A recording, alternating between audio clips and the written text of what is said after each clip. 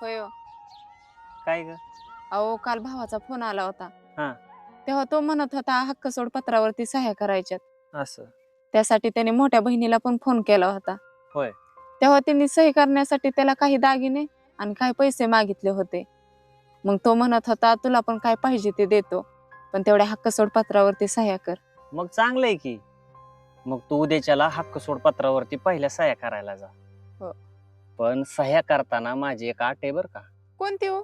ती अट अशी आहे की ज्या वेळेस तू हक्क सोड पत्रावरती सह्या करशील ना, त्यावेळेस आई वडिलांकडनं, भावाकडनं कसल्या रुपयाचीही अपेक्षा नाही करणार आणि कसल्या दागिन्यांची सुद्धा तू अपेक्षा नाही करणार.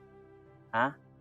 अगं ज्यावेळेस माझ्या हक्क सोड पत्रावरती माझ्या बहिणीच्या सह्या घ्यायच्या होत्या ना, त्यावेळेस मी 1 रुपया सुद्धा माझ्या बहिणीला नाही दिला. का तिने सुद्धा माझ्याकडनं कसली अपेक्षा नाही केली. अगं ती उलट आनंदाने तिने काम केलं. आणि तू उद्याच्याला चांगल्या कामासाठी चालली. तू जाताना उलट एक मिठाईचा पुडा घेऊन जा.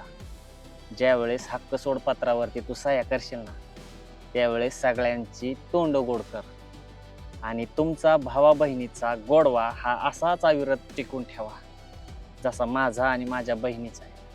अगं त्यांचं 4 पैसे घेऊन आपल्याला काय आयुष्यभर पुरणार आहेत का ग? आपल्याला काळी आई कधीच कमी पडून देत नाही.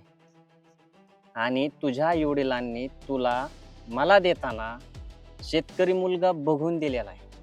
शेतकऱ्याच्या मुलांकडं कसल्याच गोष्टींची कमी नसते हे त्यांना माहिती आहे. आणि खरंच आपल्याला शेती कधीच कमी पडून देत नाही, म्हणून आपल्याला कुणाच्या रुपयाची सुद्धा गरज नाही. उलट तू ह्या चांगल्या कामाला चालली ना, हे चांगलंच काम करून ये, पण भावा बहिणीमध्ये कसलाही दुरावा निर्माण होणार नाही याची काळजी घे. आणि उद्या सकाळी जा, हक्क सोड पत्रावरती सह्या कर आणि आनंदाने राहा. हो चालतंय, जाते मी उद्या सह्या करायला. पण ऐका ना, तुमच्यासारखा असा समजूतदार जर मालक असेल ना, तर बहीण भावामध्ये कधीच दुरावा निर्माण होणार नाही का हो? खरंय.